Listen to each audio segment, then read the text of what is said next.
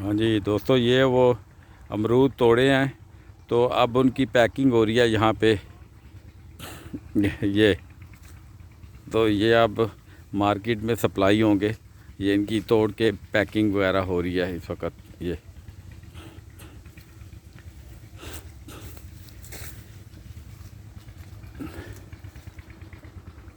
मैं तो कहूँगा मिस चेन को कि IUB केमिस्ट्री डिपार्टमेंट को यहाँ पे इनवाइट कर लें बजाय कि किसी और जगह इकट्ठे होने के ना।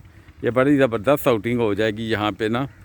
मैं मैनेज कर लूँगा सबके लिए। ये बाग का एरिया बड़ा ज़बरदस्त जो है ना, इसमें ग्रीन और अपना ही एक आउटिंग है और अपना ही एक मज़ा है ना।